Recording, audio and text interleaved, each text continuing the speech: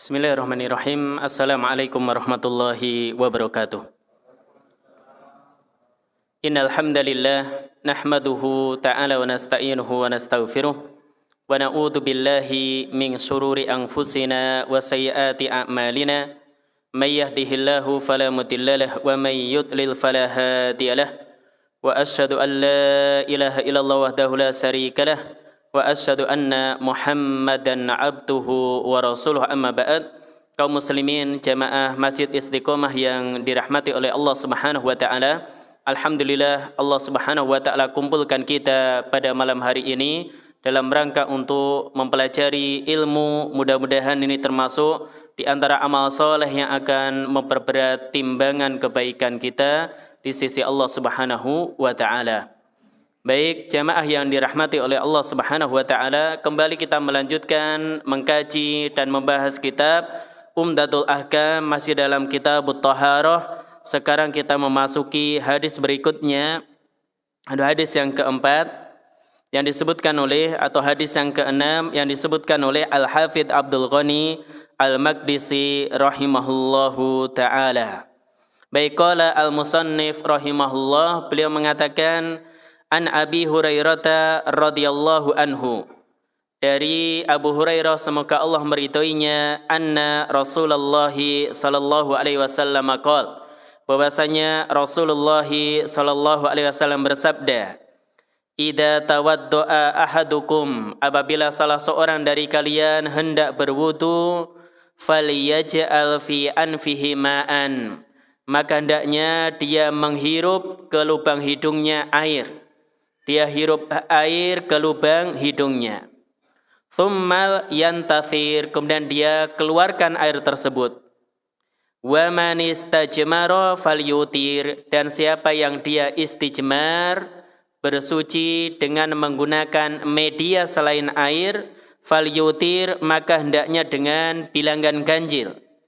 Wa idastaiqadha ahadukum min naumih, apabila salah seorang dari kalian bangun dari tidurnya, falyaghsil yadahu qabla an yudkhilaha fil ina'i thalathan, hendaknya dia mencuci telapak tangannya qabla, sebelum an yudkhilaha, dia memasukkan tangannya tersebut fil ina, ke wadah yang berisi air, thalathan, sebanyak 3 kali. Kenapa Nabi katakan fa inna ahadakum la yadri aina batat yaduhu, karena salah seorang dari kalian tidak tahu aina batat yaduhu, tangannya bermalam, artinya tangannya memegang apa, apakah memegang sesuatu yang najis atau tidak, dia tidak tahu. Wa fi lafdin li Muslim, kemudian dalam redaksi yang dikeluarkan Imam Muslim, Nabi SAW beliau mengatakan falyastanshik biman khiraihi minal ma', hendaknya dia istinsyak, yaitu menghirup air dengan nafasnya ke lubang hidung, minal ma', jadi dia menghirup air ke dalam lubang hidung menggunakan nafas. Ini yang disebut istinsyak. Wa fi lafdin, dan dalam redaksi yang lain, man tawaddo'a falyastanshik, siapa yang berwudu maka hendaknya dia melakukan istinsyak. Baik, jamaah yang dirahmati oleh Allah Subhanahu wa taala, hadis ini dibawakan oleh Al-Hafidh Abdul Ghani Al-Maqdisi rahimahullahu taala di dalam kitab Thaharah, untuk menjelaskan di antara bentuk bersuci, yaitu tatkala seorang dia berwudu maka dia melakukan istinsyak, demikian juga istinthar. Istinsyak, seorang dia menghirup air ke lubang hidungnya. Jadi bukan airnya dimasukkan ke lubang hidung dengan tangannya, tapi apa? Airnya tersebut dihirup, disedot dengan lubang hidungnya tadi. Jadi dengan nafas, bukan dimasukkan ke dalam lubang hidung dengan tangannya, tapi dengan nafasnya. Kemudian wal istinthar, adapun istinthar, mengeluarkan kembali air yang sudah dia hirup dengan nafasnya ke lubang hidung tadi. Kemudian Al-Imam Al-Bukhari memasukkan hadis ini dalam Kitabul Wudu. Beliau masukkan dalam bab al-istijmaru witron. Istijmar bersuci dengan menggunakan media selain air, cebok dengan media selain air itu witron dengan jumlah ganjil. Ini dengan jumlah ganjil. Demikian juga Imam Muslim beliau memasukkan dalam sahihnya beliau dengan redaksi idza stajmara ahadukum falyastajmir thalathan witron. Apabila salah seorang dari kalian dia istijmar yaitu bersuci dengan media selain air, maka hendaknya 3 kali. Yaitu dalam jumlah ganjil dan 3 kali. Wa idza tawaddaa ahadukum falyaj'al fi anfihi ma'an. Apabila salah seorang dari kalian berwudu, maka hendaknya dia menghirup air lewat lubang hidungnya. Tsummal yantathir, kemudian dia keluarkan kembali. Jadi kemudian dia keluarkan kembali. Adapun dijelaskan oleh para ulama, di antaranya Syekh Abdullah Al-Fauzan, Syekh Salim bin Id Al-Hilali, hafizahullahu ta'ala, bahwasanya redaksi thalathan sebanyak 3 kali laisat indal Bukhari. Maka redaksi ini tidak ada pada Sahih Bukhari. Wa innama hiya inda Muslim fahas. Maka ini hanya diriwayatkan oleh Imam Muslim dalam sahihnya. Jadi ini hanya diriwayatkan oleh Imam Muslim dalam sahihnya. Kemudian di dalam hadis ini Nabi SAW belum mengatakan idza tawaddoa, apabila salah seorang dari kalian berwudu. Maka maknanya syara'a fil wudu, apabila dia hendak memulai untuk berwudu. Maka tawaddoa dalam bahasa Arab dia fi'il madhi, menunjukkan waktu lampau, akan tetapi maknanya apabila seorang dia hendak berwudu. Dan ini disebutkan oleh Syekh Muhammad bin Shalih Al-Utsaimin dalam Syarah Umdatul Ahkam. Ini termasuk takwil yang boleh. Dan ini termasuk takwil yang dibolehkan karena ada dalil. Oleh karena itu banyak dalil yang menunjukkan terkadang fi'il madhi itu maknanya akan datang. Misalkan tadi dibaca oleh imam kita Ustadz Bagus, yaitu fa'idha qara'tal Qur'ana fasta'id billahi minasyaitonir rajim. Apabila engkau membaca Al-Quran, kalau qara'ta itu fi'il madhi, artinya apabila engkau telah membaca Al-Quran, maka berlindunglah kepada Allah dari godaan syaitan yang terkutuk. Maka apakah ta'awud, yaitu seorang dia a'udzubillahi minasyaitonirrajim, dibaca setelah membaca Al-Quran atau sebelumnya? Jawabannya sebelumnya. Meskipun Allah Subhanahu wa ta'ala menggunakan redaksi fi'il madhi, fa'idha qara'tal Qur'an, apabila engkau telah membaca Al-Quran, tapi maknanya bukan setelah membaca Al-Quran seorang baru ta'awud, tapi apabila hendak atau akan membaca Al-Quran. Demikian juga di dalam hadis ini Nabi mengatakan idza tawaddoa ahadukum, apabila salah seorang dari kalian telah berwudu, bukan berarti istinsaknya setelah wudu selesai, ya. Bukan berarti seorang dia keluarkan air dari lubang hidungnya setelah wudunya selesai, tidak, tapi itu dilakukan dalam wudu. Itu dilakukan dalam wudu, dan ini termasuk seorang dia memaknai suatu hadis meskipun zahirnya tidak menunjukkan demikian, tapi ada dalil yang lain yang menjelaskan hal ini, maka ini termasuk takwil yang dibolehkan. Ini termasuk takwil yang dibolehkan. Takwil yang terlarang, seorang dia mengubah makna tanpa didasari oleh dalil yang benar. Misalkan Allah katakan Ar-Rahmanu 'alal arsy istawa, Allah istiwa di atas ars, dia maknai istawa dengan istaula, menguasai misalkan. Maka ini termasuk takwil yang terlarang. Kenapa? Karena tidak dilandasi oleh dalil yang benar. Makna istawa ala wartafa'a, Allah itu ada di atas dan tidak membutuhkan ars. Maka ini terkait faedah yang disebutkan oleh para ulama, di antaranya Syekh Muhammad bin Shalih Al-Utsaimin rahimahullahu ta'ala ketika beliau menjelaskan hadis ini, idza tawaddoa ahadukum, apabila salah seorang dari kalian hendak berwudu. Kemudian kata Nabi faliyaj'al fi anfihi ma'an, maka hendaknya dia menghirup air dengan hidungnya, melalui lubang hidungnya. Yaitu dengan apa? Dengan nafasnya. Yaitu dengan nafasnya. Oleh karena itu, dalam redaksi yang lain Nabi katakan, idza tawaddo'a ahadukum falyastansik. Apabila salah seorang dari kalian berwudu, hendaknya dia istinsyak biman khiraihi minal ma. Dia menghirup air ya dengan nafasnya melalui lubang hidungnya. Maka ini saling menafsirkan bahwasanya makna faliyaj'al fi anfihi ma, seorang dia istinsyak menghirup air melalui lubang hidungnya dengan nafasnya, yaitu dengan nafasnya. Kemudian tsummal yantathir, setelah itu hendaknya dia melakukan istinthar.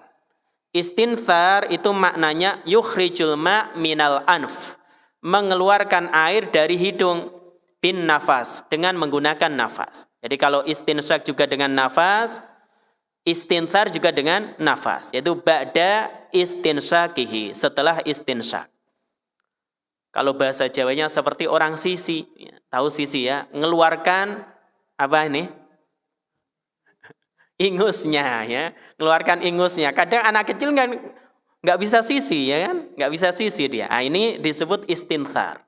Ini seorang dia mengeluarkan air dari lubang hidungnya bin nafas, jadi dengan nafasnya. Kemudian Nabi katakan wa man istajmara, dan siapa yang dia istijmar. Istijmar itu maknanya tamsaku fi kubulih au duburih bil jimar. Seorang dia mengusap kubul atau duburnya menggunakan jimar. Jimar itu apa? Al-hijarah as-sighar, batu kecil. Jadi bukan kerikil ya. Kalau kerikil malah kotor dia. Maka batunya juga enggak terlalu gede, tapi bisa digunakan untuk istijmar, membersihkan najis. Liyuzila ma alaihima min atharil baul awil ghaib. Yaitu untuk menghilangkan bekas kencing atau buang air besar yang ada pada keduanya, yaitu ada pada kubul ataupun dubur. Kemudian Nabi katakan fal yutir, maka hendaknya dengan bilangan ganjil. Itu maknanya faliyaj'al istijmarahu witron, dia jadikan istijmarnya witir, yaitu ganjil.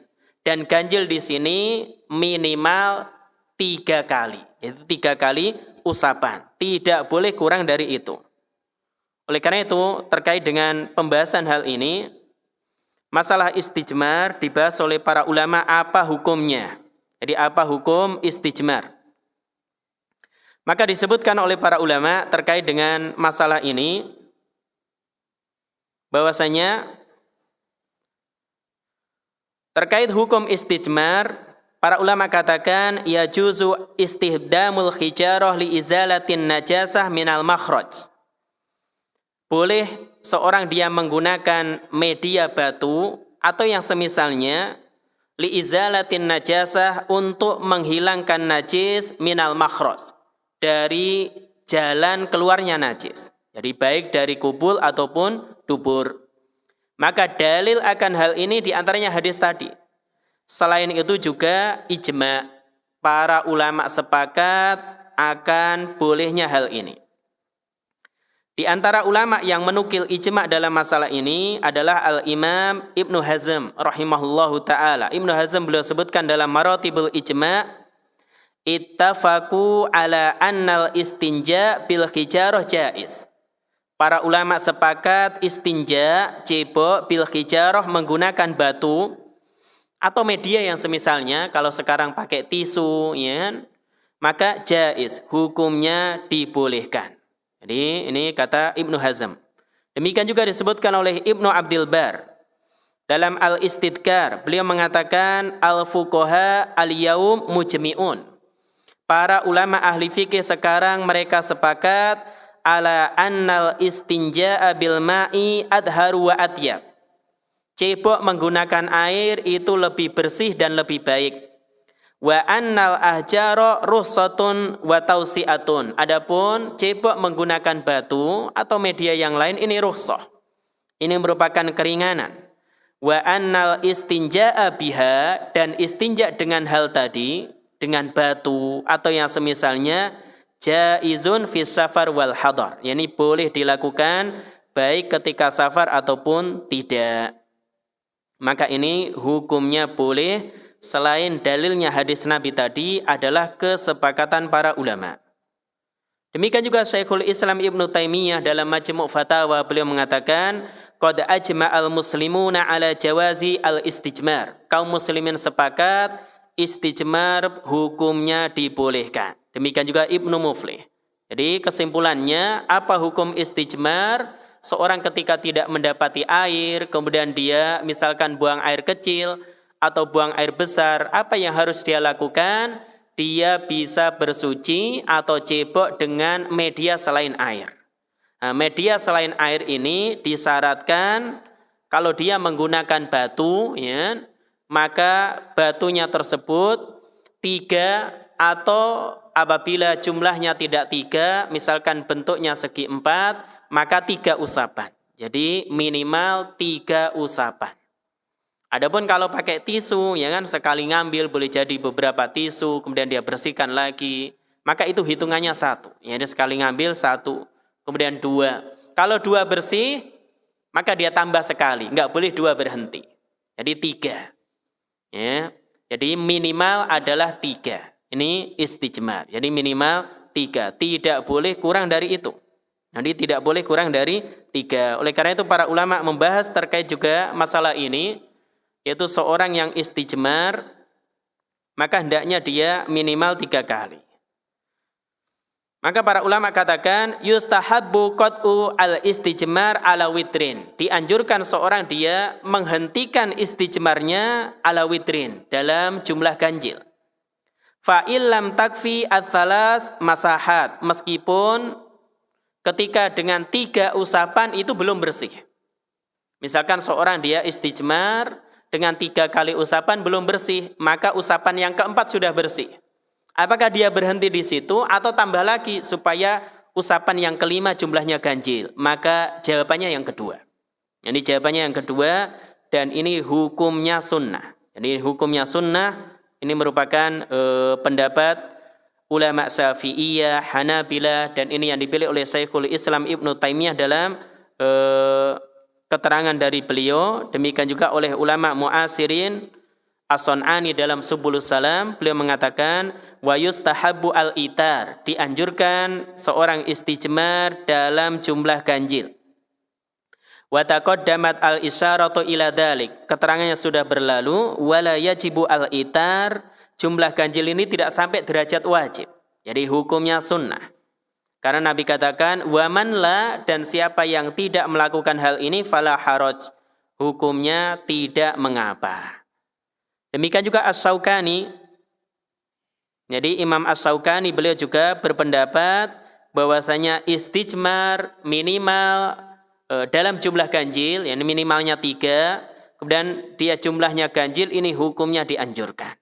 Jadi hukumnya dianjurkan. Beliau mengatakan amal itar bi ahjari al-istijmar falaisa dzalika illa sunnah.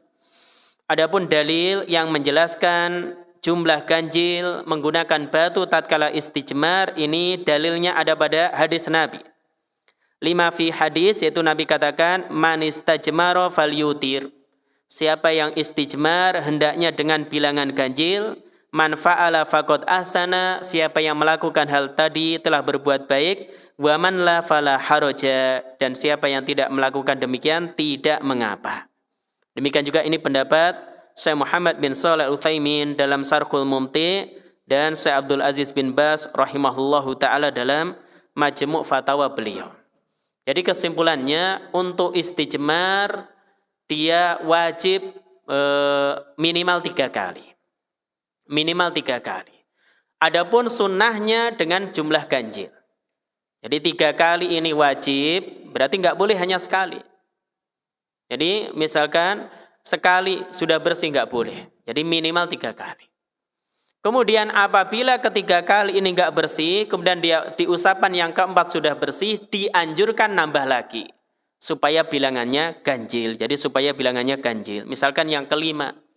Yang kelima belum bersih, kemudian usapan yang keenam baru bersih, maka dianjurkan nambah sekali lagi. Supaya bilangannya ganjil, yaitu 7. Jadi Nabi katakan, idza stajmara ahadukum falyutir. Siapa di antara kalian yang istijmar, maka hendaknya dengan bilangan ganjil. Kemudian Nabi katakan setelahnya, wa idza staiqadha ahadukum min naumi. Apabila salah seorang dari kalian bangun dari tidurnya. Dan di sini naumih, kalau dalam bahasa Arab mufrad mudhaf, kata tunggal dan digabungkan dengan kata yang lain. Faya umma naumal laili wan nahar, maka mencakup umum baik tidur di malam ataupun siang hari. Maka ini perintah apabila seorang dia bangun dari tidurnya, baik tidur di malam hari ataupun siang hari, falyaksil yadahu, maka hendaknya dia cuci telapak tangannya. Dia cuci telapak tangannya sebelum dia masukkan ke dalam wadah yang berisi air, baik akan dia gunakan berwudu atau dia gunakan mandi talatan. Jadi dia cuci sebanyak 3 kali. Kenapa? Ini mencakup semua tidur. Karena Nabi jelaskan min naumih, kalau dalam bahasa Arab dia mufrad mudhaf, kata tunggal yang digabungkan dengan kata yang lain, maka memberikan faedah umum. Sebagaimana misalkan Allah katakan, wa in ta'uddu ni'matallahi latusuha. Jika kalian menghitung nikmatallahi, nikmatallah, nikmatun itu dalam bahasa Arab dia kata mufrad, kata tunggal. Tapi digandengkan kepada lafaz jalalah Allah. Nikmatallah artinya semua nikmat Allah. Jadi jika kalian menghitung semua nikmat Allah, la tusuha, niscaya kalian tidak mampu untuk menghitungnya. Demikian juga di dalam hadis ini Nabi SAW belum mengatakan fa idastaiqadha ahadukum min naumih. Apabila salah seorang dari kalian bangun dari tidurnya, min naumihi, naumihi di sini kata tunggal dan dia digabungkan dengan kata yang lain, memberikan faedah umum semua tidur baik di malam hari ataupun siang hari. Kemudian Nabi katakan falyaksil yadahu, hendaknya dia mencuci tangannya. Dan yad, kata yad dalam bahasa Arab ketika hanya disebutkan yad maknanya kaf, telapak tangan. Jadi dari ujung jari sampai pergelangan tangan. Ini disebut yad. Falyaksil yadahu, hendaknya dia mencuci tangannya. Maka kata para ulama, di antaranya Syekh Abdullah Al-Fauzan dalam Mauridul Afham, beliau mengatakan li'annal yada yuradu biha al-kaf indal itlaq. Ketika hanya disebutkan yad, maknanya adalah telapak tangan.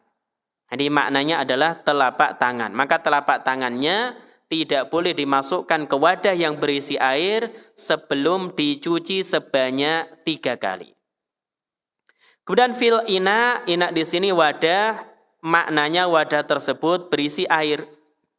Baik wadah tersebut digunakan untuk mandi atau digunakan untuk berwudu. Thalathan, sebanyak 3 kali. Jadi dia cuci telapak tangannya sebanyak 3 kali supaya lebih bersih. Kemudian Rasulullah SAW beliau jelaskan alasannya. Fa inna ahadakum la yadri aina batat yaduhu. Karena kalian tidak tahu tangannya itu semalam kemana. Jadi tangannya itu kemana nggak tahu. Jadi boleh jadi tangannya megang sesuatu yang najis, ya kan? Dia tidak tahu. Ai la ya'lamu aina kanat yaduhu khina naumihi. Yaitu dia tidak tahu kemana tangannya tatkala tidur. Dan ini menjelaskan alasan kenapa Nabi kita Muhammad SAW memerintahkan sebelum seorang dia memasukkan telapak tangannya ke wadah yang berisi air, dicuci dulu. Jadi dicuci dulu sebanyak 3 kali. Kemudian dalam redaksi atau lafaz Imam Muslim, falyastansyik biman khiraihi minal ma'. Hendaknya dia istinsyak, yaitu menghirup air lewat lubang hidung dengan nafasnya, ini sampai ke pangkal hidungnya sehingga sampai terasa agak sakit. Nah, ini namanya istinsyak. Kemudian setelah itu dia keluarkan. Ini namanya istinthar. Dia keluarkan hal tersebut. Dan yang terakhir Nabi katakan man tawaddo'a falyastansik. Siapa yang dia berwudu, maka hendaknya dia melakukan istinsyak.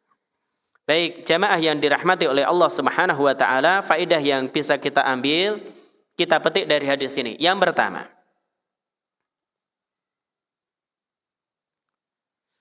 umira al-mutawaddi'u bistinsyakil ma ila dakhilil anfi. Seorang yang berwudu diperintahkan untuk melakukan istinsyak. Jadi dia menghirup air melalui lubang hidungnya dengan nafas ila dakhilil anfi sampai masuk ke pangkal hidungnya. Wa nathrihi minhu fil wudu. Kemudian dia keluarkan kembali ketika berwudu. Kemudian dia keluarkan kembali saat berwudu. Kemudian terkait dengan hal ini, sebagian ulama berdalil dengan hadis ini bahwasanya istinsyak dalam wudu hukumnya wajib. Jadi ketika berwudu seorang dia menghirup air melalui lubang hidungnya, kemudian dia keluarkan lagi, hukumnya wajib. Kenapa? Karena Rasulullah sallallahu alaihi wasallam memerintahkannya. Maka kata Syekh Abdullah Al-Fauzan, beliau mengatakan, istadalla bihadal hadis, mangkola, sebagian ulama berdalil dengan hadis ini, innal istinsyaqa wajibun. Istinsyak saat berwudu hukumnya wajib. Demikian juga saat mandi. Wal matmadoh sunnatun. Adapun matmadoh, kumur-kumur hukumnya sunnah. Apa alasannya? Wadalika, yang demikian itu, annal istinsyaqa nukila min fi'lin Nabi sallallahu alaihi wasallam fi sifati wudu'ihi wa nukila min amrihi kama fi haditsil bab. Karena terkait istinsyak, jadi perintah atau masalah istinsyak saat berwudu ini dinukil dari perbuatan Nabi. Jadi Nabi ketika berwudu pasti beliau istinsyak. Jadi hadis-hadis yang menjelaskan tata cara wudu Nabi, maka disebutkan bahwasanya Nabi itu melakukan istinsyak. Ini alasan yang pertama. Alasan yang kedua, wa nukila min amrihi. Dinukil juga perintah beliau. Kalau sekedar perbuatan tidak menunjukkan wajib. Tapi alasan yang kedua, Nabi memerintahkannya.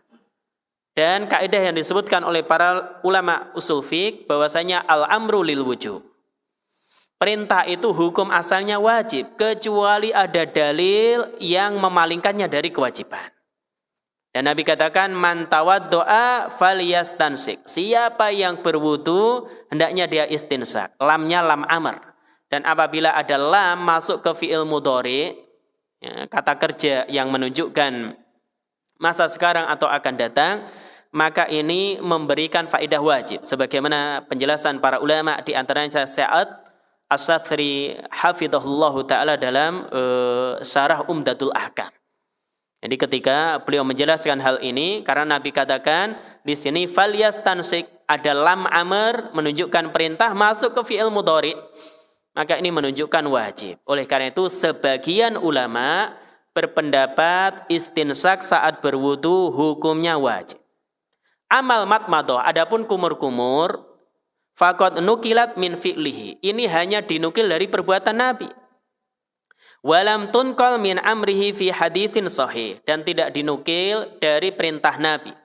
Jadi tidak terdapat hadis yang sahih yang menjelaskan bahwasanya Nabi memerintahkan untuk matmadoh. Meskipun sebagian ulama katakan ada juga perintah Nabi untuk matmadoh. Jadi ini pendapat yang pertama, istinsyak hukumnya wajib. Adapun jumhur atau mayoritas para ulama berpendapat istinsyak hukumnya sunnah. Hukumnya mustahab. Apa dalilnya? Allah tidak menyebutkan di surah Al-Maidah ayat yang ke-6. Jadi ketika Allah jelaskan atau Allah perintahkan kita untuk berwudu sebelum sholat, Allah katakan, ya ayyuhalladzina amanu idza kumtum ila shalah faghsilu wujuhakum Wahai orang-orang yang beriman, apabila kalian hendak mengerjakan sholat, jadi kumtum di sini fi'il madhi, bukan berarti setelah sholat baru berwudu, tapi apabila kalian hendak mengerjakan sholat, faghsilu wujuhakum, maka basuhlah wajah kalian. Wa aydiyakum ilal marafiq, tangan kalian sampai siku. Wamsahu biru'usikum, usaplah kepala kalian. Wa arjulakum ila ka'bain, dan basuhlah kaki kalian sampai mata kaki. Maka di dalam ayat ini Allah katakan faghsilu wujuhakum, basuhlah wajah kalian. Tidak menyebutkan istinsyaq, tidak menyebutkan istinthar. Maka kata para ulama, walaisa fiha dzikrun lil madmadah wal istinsyaq. Tidak ada dalam ayat ini yang menyebutkan perintah untuk kumur-kumur atau menghirup air lewat lubang hidung. Sehingga para ulama atau jumhur, mayoritas para ulama berpendapat bahwasanya istinsyaq ini hukumnya mustahab, jadi hukumnya sunnah. Tapi wallahu a'lam bishawab, dalam rangka kehati-hatian, maka apabila kita berwudu hendaknya tidak meninggalkan yang namanya istinsyaq. Dan ini pendapat ulama muasirin, di antaranya pendapat Syekh Muhammad bin Shalih Al-Utsaimin, demikian juga Syekh Muhammad Nasiruddin Albani rahimahullahu ta'ala, bahwasanya istinsyaq hukumnya wajib. Kemudian faedah berikutnya, annal insana ma'murun idza staiqadha min naumihi bi ghusli yadihi thalathan qabla an yugmisha atau an yugmisaha fil ina.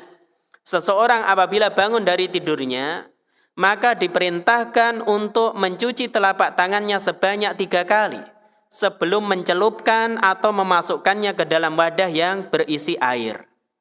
Ini karena perintah Nabi, falyaghsil yadahu, hendaknya dia cuci telapak tangannya. Wal amru lil wujub, dan perintah ini hukum asalnya wajib. Oleh karena itu sebagian ulama berpendapat apa hukum seorang ketika bangun tidur dia mencuci telapak tangannya 3 kali. Sebagian ulama mengatakan hukumnya wajib. Karena apa? Nabi memerintahkan. Dan hukum asal perintah adalah wajib sampai datang dalil yang memalingkan dari kewajibannya. Adapun mayoritas para ulama mengatakan innal ghusla laisa biwajib. Hukum mencuci telapak tangan setelah tidur tidak wajib. Bal huwa mustahab, namun hukumnya dianjurkan. Jadi hukumnya dianjurkan. Dan ini salah satu riwayat dari Imam Ahmad. Apa dalilnya? Dalilnya tadi surah Al-Maidah ayat yang ke-6. Allah katakan, "Idza kumtum ila shalah faghsilu wujuhakum." Apabila kalian hendak mengerjakan salat, kalian bangun, ini misalkan bangun di malam hari, kemudian hendak mengerjakan salat, kata Allah, faghsilu wujuhakum, basuhlah wajah kalian. Allah tidak perintahkan untuk nyuci telapak tangan dulu, tapi langsung berwudu. Maka dari sini para ulama berpendapat, yaitu mayoritas para ulama, bahwasanya perintah mencuci telapak tangan sebanyak 3 kali setelah seorang dia bangun dari tidurnya sebelum dimasukkan ke dalam wadah yang berisi air, hukumnya mustahab. Jadi hukumnya dianjurkan. Dianjurkan. Kemudian hadis ini dalil yang menunjukkan begitu bagusnya cara mengajar Nabi kita Muhammad SAW. Ketika beliau melarang sesuatu, maka beliau jelaskan alasannya. Kenapa beliau melarang seorang langsung mencelupkan tangannya ke wadah yang berisi air setelah bangun dari tidur sebelum mencucinya sebanyak 3 kali? Nabi jelaskan alasannya. Fa inna ahadakum la yadri aina batat yaduhu. Karena kalian nggak tahu semalam itu tangannya kemana. Maka ini ragu, apakah tangannya megang najis atau tidak. Maka untuk menghilangkan keraguan, maka dalam hal ini dia cuci tangannya sampai bersih. Dia cuci tangannya sebanyak 3 kali. Jadi dia cuci tangannya sebanyak 3 kali. Maka terkait dengan hal ini, para ulama tadi beda pendapat apa hukum mencuci tangan 3 kali. Apabila seorang ragu, maka pendapat yang pertama hukumnya wajib. Apa alasannya? Nabi perintahkan, hukum asal perintah wajib. Adapun pendapat mayoritas para ulama, hukumnya sunnah. Ini kalau ragu. Tapi kalau yakin tangannya ada najis, maka wajib dicuci dulu. Ya. Kalau dia tahu ada najis ini tangannya, kok dia langsung berwudu, ini nggak boleh. Tapi apa? Dia cuci telapak tangannya sebanyak 3 kali. Maka kata Syekh Abdullah Al-Fauzan, wa mahallul khilaf fi hadhil mas'alah, titik perbedaan ulama dalam masalah ini, idza lam yatayaqqan an-najasah ala yadi. Apabila seorang tidak yakin ada tidak benarnya najis dalam tangannya. Fa in tayaqqanaha bi an ra'a atharaha aw raihataha fal ijma' mun'aqidun ala wujubi ghusliha qabla idkhaliha fil ina.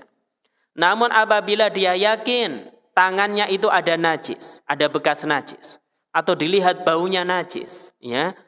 Kemudian maka dalam hal ini fal ijma' para ulama sepakat ala wujubi ghusliha, wajib mencucinya qabla idkhaliha fil ina, sebelum memasukkannya ke wadah yang berisi air. Jadi pembahasan beda pendapat tadi apabila seorang ragu. Tapi kalau yakin ada najisnya, baunya bau najis, maka harus dicuci terlebih dahulu. Kemudian faedah berikutnya. Dhahirul hadis anna hadzal hukma wa huwa ghuslul yad qabla idkhaliha fil ina muhtasun bil qiyami min naumil lail. Dhahir hadis menunjukkan bahwasanya hukum ini mencuci telapak tangan sebanyak 3 kali sebelum memasukkan ke wadah yang berisi air. Muhtasun ini khusus bil qiyam min naumil lail, tatkala seorang dia bangun dari tidurnya di malam hari. Dan ini pendapat Imam Ahmad, karena di hadis ini dikatakan aina batat yaduhu, tangannya nggak tahu semalam itu kemana. Dan yang namanya al-baitutah la yakunu illa billail. Kata para ulama, istilah al-baitutah itu hanya untuk malam hari. Ini hanya untuk malam hari. Sehingga pendapat Imam Ahmad, bagaimana kalau bangun tidur di siang hari? Apakah seorang dia wajib mencuci telapak tangannya 3 kali? Jawabannya tidak. Nah, adapun pendapat yang kedua, maka dan insya Allah pendapat yang lebih hati-hati, bahwasanya baik tidur di siang hari ataupun di malam hari, maka dianjurkan untuk mencuci telapak tangannya sebanyak 3 kali sebelum seorang dia masukkan ke dalam wadah yang berisi air. Kenapa? Tadi karena di sini bahwasanya alasan yang Nabi jelaskan, fa inna ahadakum la yadri aina batat yaduh, ini kata para ulama, kharaja makhrajal akthar atau kharaja makhrajal ghalib. Keumumannya demikian. Nah, sesuatu yang keumumannya demikian tidak memiliki mafhum. Berarti kalau bangun dari tidur di malam hari, berarti kalau siang hari enggak mengapa dong. Nah, tidak memiliki mafhum demikian. Karena ini keumumannya adalah demikian, sebagaimana disebutkan oleh para ulama. Wa ma kharaja makhrajal ghalib fala mafhuma lahu. Jadi sesuatu yang ini menjelaskan keumuman, maka tidak bisa atau tidak memiliki mafhumnya. Kalau itu perintahnya untuk bangun tidur setelah tidur di malam hari, berarti kalau bangun dari tidur siang boleh langsung mencelupkan tangan ke dalam wadah yang berisi air. Jawabannya tidak juga. Jadi jawabannya tidak dibolehkan juga. Dan ini pendapat yang lebih hati-hati. Ini pendapat yang lebih hati-hati. Meskipun kalau dari sisi dalil ya, pendapat yang pertama, pendapat Imam Ahmad cukup kuat. Kemudian faedah berikutnya yang disebutkan oleh para ulama terkait dengan hal ini, apa hikmah bahwasanya larangan mencelupkan telapak tangan ke wadah yang berisi air langsung setelah bangun dari tidur. Ini hikmahnya apa? Hikmahnya ini diketahui atau tidak? Maka sebagian ulama, dan ini insyaallah pendapat yang tepat, hikmahnya diketahui, yaitu Nabi jelaskan alasannya. Fa inna ahadakum la yadri aina batat yadu. Jadi hikmahnya dikhawatirkan seorang dia menyentuh benda najis. atau ada benda najis pada tangannya tatkala tidur. Jadi dia enggak merasakannya. Adapun pendapat yang kedua, anna hadza ta'abbud. Ini ibadah sehingga tidak diketahui hikmahnya. Ini sifatnya adalah ibadah. Baik tangannya ada najis atau tidak, tetap seorang dianjurkan untuk mencuci telapak tangannya 3 kali sebelum memasukkan ke dalam wadah. Kalau pendapat yang pertama, bahwasanya ini karena hikmahnya diketahui, kalau orang dia tidur yakin, misalkan tidur tangannya ditali ya kan, supaya enggak gerak-gerak, kemudian masih posisinya demikian ya, dia yakin tangan saya bersih, enggak menyentuh benda najis. Boleh enggak dia langsung masukkan tangannya ke dalam wadah yang berisi air? Kalau memang enggak ada najisnya, dia yakin akan hal ini, maka jawabannya boleh. Boleh.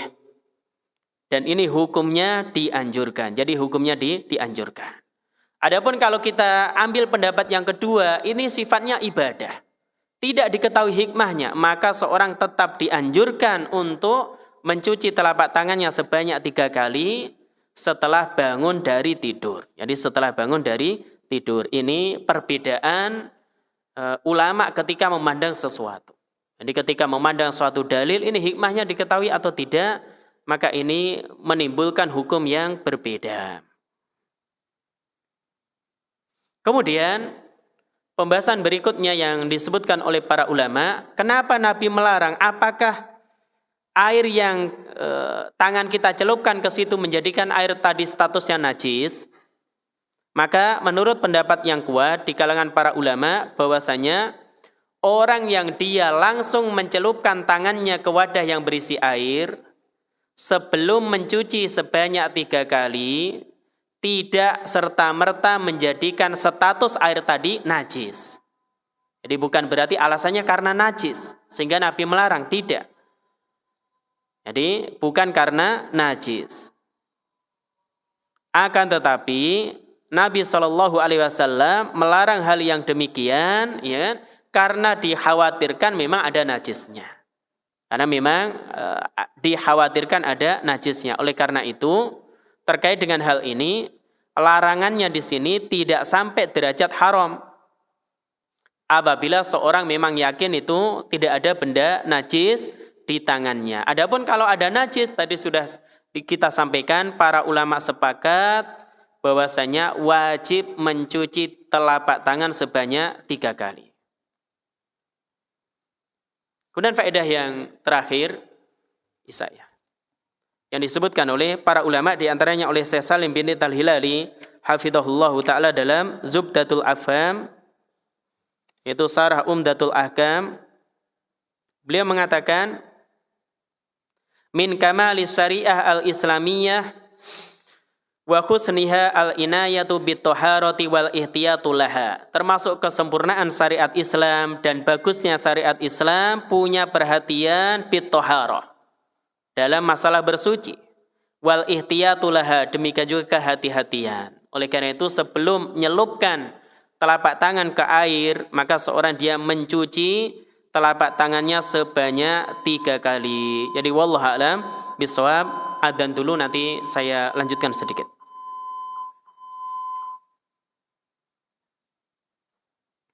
Baik, kita lanjutkan sedikit untuk faedah berikutnya. Kata Syekh Muhammad bin Shalih Al-Utsaimin, kusuru ilmil insani. Hadis ini dalil ilmu manusia itu terbatas. Jadi ilmu kita, pengetahuan kita, wawasan kita itu terbatas. Diambil dari mana? Dari sabda Nabi, fa inna ahadakum la yadri aina batat yaduh. Salah seorang dari kalian tidak tahu tangannya itu semalam kemana. Jadi tidak tahu. Maka ini menunjukkan pengetahuan kita, ilmu kita itu terbatas. Sehingga tatkala seorang dia tidur, jadi boleh jadi tangannya kemana-mana, namun dia tidak mengetahuinya.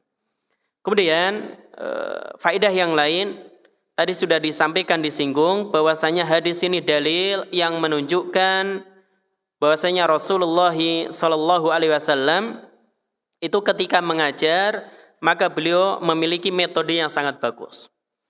Dari hadis ini ada 2 alasan. Yang pertama, annahu dzakara thalatha masail kullaha mutaqaribah. Nabi sebutkan 3 masalah berdekatan. yaitu masalah al-istinthar ketika berwudu, demikian juga istijmar, demikian juga yang ketiga masalah hukum mencelupkan atau memasukkan telapak tangan ke dalam wadah yang berisi air. Ini ke dalam wadah yang berisi air. Maka Nabi sebutkan 3 masalah ini dalam satu hadis. Alasan yang kedua, Rasulullah sallallahu alaihi wasallam beliau menyebutkan alasan kenapa beliau melarang seorang dia memasukkan telapak tangannya ke dalam wadah yang berisi air sebelum dicuci sebanyak 3 kali. Dan ini menunjukkan bahwasanya faedah kenapa Nabi menyebutkan alasan syariat Islam itu tinggi. Syariat Islam itu semua syariatnya ada hikmah. Jadi semua perintah ada hikmah di sana. Dan hikmah ini boleh jadi maklumatun li jami'in nas, semua orang tahu. Misalkan hikmah kenapa Nabi perintahkan untuk siwakan. Jadi kenapa diperintahkan untuk bersiwak? Nabi katakan as-siwak madharatun lil fam mardatun lirrabb. Jadi siwak itu untuk membersihkan mulut, demikian juga untuk meraih keridhaan Allah Subhanahu wa taala. Maka hikmahnya tahu, semua orang tahu. Terutama orang yang belajar. Tapi ada hikmah yang hanya diketahui oleh sebagian orang, di antaranya para ulama. Kenapa Nabi memerintahkan untuk berwudu setelah makan daging onta, misalkan. Jadi makan daging onta, kenapa sebagian ulama katakan dia membatalkan wudu? Oleh karena itu ketika Nabi ditanya, ya kan, natawaddau min luhumil ghanam, wahai Nabi, apakah kami berwudu setelah makan luhumil ghanam, daging kambing? Maka kata Nabi, in syi'ta, jika engkau mau wudu. Berarti ini menunjukkan tidak wajib berwudu setelah makan daging kambing. Kemudian Nabi ditanya, ana tawaddau min luhumil ibil, wahai Nabi, apakah kami berwudu setelah makan daging onta? Kata beliau, na'am, iya. Nah, para ulama bahas kenapa Nabi perintahkan untuk berwudu setelah makan daging onta. Maka boleh jadi kita tidak tahu. Nah, sebagian ulama membahas, di antaranya Syekh Muhammad bin Shalih Al-Utsaimin, beliau mengatakan bahwasanya inna wujubal wudu min akli lahmil ibil lahu hikmah. Wajibnya berwudu setelah makan daging onta itu ada hikmah. Wahia, yaitu annal ibil khuliqat minas sayatin. Onta itu diciptakan dari syaitan. Maknanya anna fiha tabi'atun min tabi'atis sayatin. Ada tabiat syaitan pada onta. Jadi onta itu terkadang susah dikendalikan, beda dengan kambing, ya, maka ada tabiat syaitan. Walaisal makna anna madataha minas sayatin, bukan maknanya unsur untuk menciptakan onta sama dengan syaitan, tidak. Tapi ada tabiat syaitan pada onta. Jadi ada tabiat syaitan pada onta. Inilah di antara alasan yang disebutkan oleh para ulama atau hikmah kenapa Nabi perintahkan untuk berwudu setelah makan daging onta. Ada juga hikmah yang nggak tahu semuanya. Kenapa sholat sehari semalam itu 5 waktu? Kenapa subuh 2 rakaat? Kenapa duhur 4 rakaat? Maghrib 3 rakaat? Nggak tahu hikmahnya. Dan inilah yang disebut dengan ta'abudiyah. Inilah yang disebut dengan ibadah. Ibadah mahdoh yang kita nggak tahu. Kenapa sholat duhur kok 4 rakaat, asar 4 rakaat, dan seterusnya. Maka ini hikmatun majhulatun lil jami'. Hikmah yang semua orang nggak tahu. Nah, untuk menunjukkan siapa orang yang dia tunduk dan taat kepada Allah atau tidak. Dan tidak selayaknya seorang dia ketika melakukan ibadah, dia harus cari-cari dulu hikmahnya. Jadi kalau nggak tahu hikmahnya nggak akan melakukan, ya nggak boleh. Maka para sahabat adalah orang yang dia yakin bahwasanya semua perintah Allah dan Rasulnya ada kebaikan. Maka cukuplah itu merupakan perintah Allah dan Rasulnya, maka dikerjakan meskipun tidak mengetahui hikmahnya. Namun kalau seorang dia tahu hikmahnya, tentu itu yang terbaik. Jadi alasan yang pertama tadi menunjukkan tingginya syariat Islam. Yang kedua, kata Syekh Muhammad bin Shalih Al-Utsaimin, kenapa suatu hukum ini dijelaskan hikmahnya? Bahwasanya untuk menunjukkan bahwasanya ada nanti kias. Oh, kalau alasannya sama, berarti hukum yang lain bisa dikiaskan dengan hal tadi. Yang ketiga, untuk menangkan hati seseorang. Oh, kalau saya dilarang melakukan demikian, alasannya demikian, dia tahu. Dia menjadi tenang ketimbang dilarang tanpa tahu alasannya. Jadi tanpa tahu alasannya. Namun sekali lagi, jamaah yang dirahmati oleh Allah Subhanahu wa taala, boleh jadi Allah memerintahkan sesuatu, melarang sesuatu, kita tidak tahu hikmahnya, tidak mengapa kita kerjakan, dan ini bukti ketundukan kita kepada syariat Allah Subhanahu wa taala meskipun tidak tahu hikmahnya. Dan justru jangan seorang dia harus setiap ibadah dia cari-cari hikmahnya dulu. Kalau nggak tahu dia nggak mau. Nah, ini yang nggak boleh.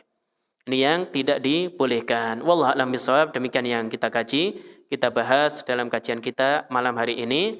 Mungkin ada yang ditanyakan, mungkin satu pertanyaan, silakan. Iya, silakan.